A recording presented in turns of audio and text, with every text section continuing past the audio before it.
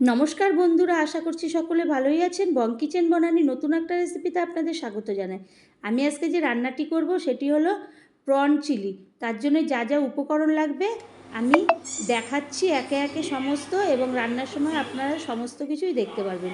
তো সরাসরি আমি একটা কড়াই বসিয়ে দিলাম।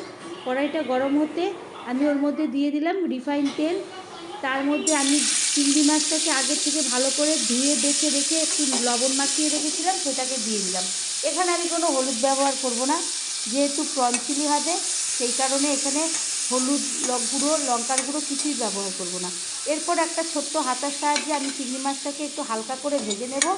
বেশি ভাজলে ওটা রবারের মতো শক্ত হয়ে যাবে, সেই কারণে অল্প করে ভেজে নেব। তো বন্ধুরা, আমি এই ভিডিওটা কীভাবে করলাম আপনারা পুরোটা শেষ পর্যন্ত না দেখলে একদমই বুঝতে পারবেন না। এরপরে আমি একটা বাটির মধ্যে এই চিংড়ি মাছগুলোকে তুলে নেব। ওই কড়াইয়ের মধ্যেই আমি দিয়ে দেবো আর একটু তেল। কড়াইটার মধ্যে একটু দাগ মতো হয়ে গেছে চিংড়ি মাছ ভাজার দরুন, তেল দিয়ে দিলাম। তারপরে আমি সমস্ত পেঁয়াজগুলোকে পাপড়িগুলো ছাড়িয়ে যেরকম চিলি চিকেন করি সেই রকম চিলি চিকেনের মতন ওরকমভাবে পাপড়ি ছাড়ানো অবস্থায় আমি ওই পেঁয়াজগুলোকে দিয়ে দেবো, দিয়ে ভালো করে ভাজবো।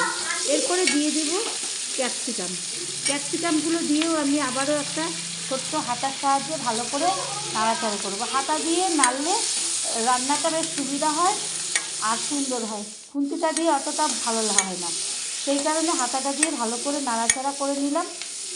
এরপরে সব দুবার তিনবার করে নাড়াচাড়া করে তারপরে দিয়ে দিলাম কিছু রসুন কুচিগুলো আবার ক্যাপসিকাম পেঁয়াজের সঙ্গে ভালো করে নাড়াচাড়া করে নেব। এরপরে দিয়ে দেব আদা কুচি, সমস্ত কিছু দেবো আর দুবার তিনবার করে নাড়াচাড়া করে একটু নরম হয়ে আসলে আবার আর একটা জিনিস দিয়ে দেবো। এরপরে দিয়ে দিলাম আমি কিছু লঙ্কা কুচোনো, কাঁচা লঙ্কা, ওগুলোকে কিছু কুচোনো লঙ্কা দিয়ে দিলাম।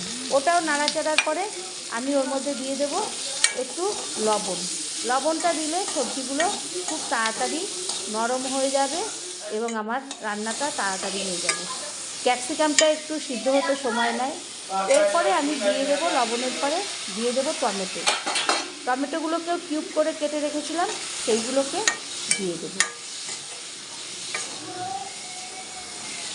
এরপরে ভালো করে আমি এইভাবে নাড়াচাড়া করে নেব। তারপরে আমি দিয়ে দেবো কিছুটা চিনি।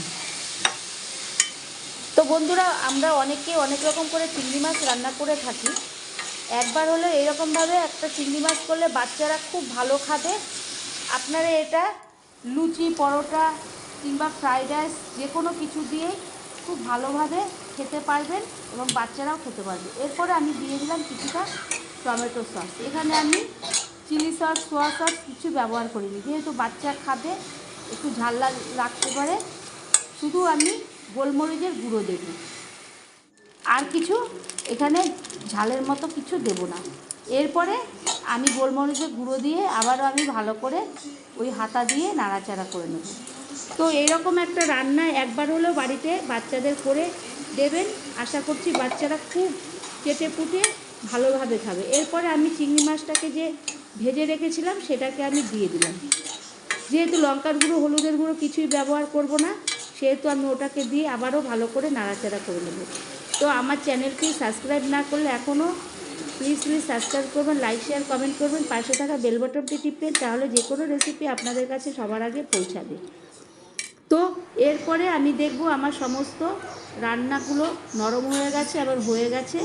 আমি তখন একটা প্লেটে সার্ভ করে নেব। তো বন্ধুরা, চিংড়ি মাছ অনেক রকমই আমরা করে থাকি। একবার হলে এরকম একটা বাচ্চাদের মতন করে দেবেন। আশা করছি আবারও কোনো নতুন একটা রেসিপিতে দেখা হবে। ধন্যবাদ।